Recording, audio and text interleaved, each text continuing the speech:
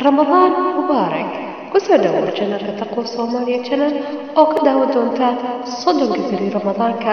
maalin walba qisad cusub iyo nabi cusub waxaana la baran doontaa oo la daawan doontaa maalin kasta nabi cusub qisadiisa aana la daawan doontaa la wadaag asxaabtaada iyo dhammaan familkaaga like na saar subscribe na saar commentigana hoos ku reeb السلام عليكم ورحمة الله وبركاته كسو دوادا channel كتقوى صوماليا channel مانتا فيديو عصب هدو إله سبحانه وتعالى نقرأ فيديو تحالت وحا كهضلني نبي الله إلياس كهضلني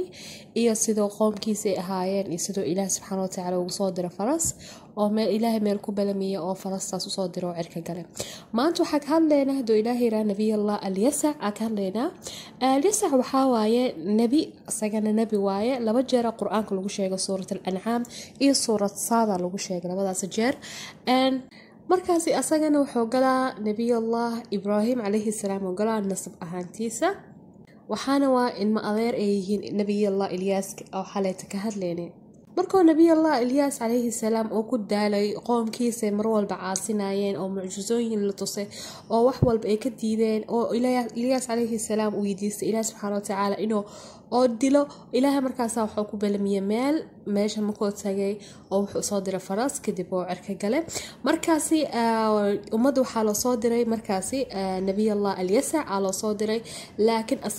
asagana qoomkiisa ma aaminin laana qoomka markii mar walba ay aaminaan qof badan markay aaminto markuu nabiga dhinto ambis kale oo baxo hadana way ku fujireen mar walba israa'iil saasi ahaayeen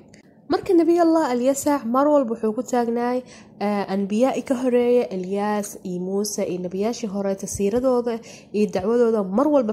faafi jiray sida dacwada Ilaah subhanahu wa ta'ala ummadda waxaas dhan oo faafi jiray laana asagana nabiyo ahaay marka meelaha lagu sheegay nabi allah al-yasa oo quraanka kamid waxa waa sida aayada kariimka uu dhahday wadkur ismaaciil wal yasa wadil kafl kull min al-akhyar aayadaasi waxay ku jirtaa suurada saad آية كلا أو جرت سورة الأنعام وحواي وإسماعيل واليسع ويونس ولوط وكلا فضلنا على العالمين marka labadaas meela lagu sheegay nabi allah al-yasa maanta qisadayna saas u gaabantahay marka qisada maanta nabi allah al-yasa waxa ka faa'iideena horta ko dacwo kasta am biskal marka qabtid adiga su'aalo diini am biskal arabta diintaada inaa fahantid amba wax baratid xadiid baratid quraanka baratid qof oo adiga amal mar walba waa la garoon yahay waxa u fiican inuu tagtid shuyuukhda iyo kuwa yani qofka cilmi meeshaas ka soo qofka cilmi soo gaara fiican laana hada waxa jira aqaawiil badan jiraan oo qof walba heli karto marka yani kutubyal badan wax laga akhri karaa laakiin mar walba waxa fiican hada rabta diintaada inay adiga ka يعني واضح كون نقضة إن أتكتيد شيوخ ذا إيو قف أو واضح كاعد دكتور حكم كاربتد إيو حاسي لكن قف ابن آدم أذيك عمل مرول بهوي دين ما أنت قصة أساسي وقابنت مركب فيديو حر إن شاء الله تعالى بريتوله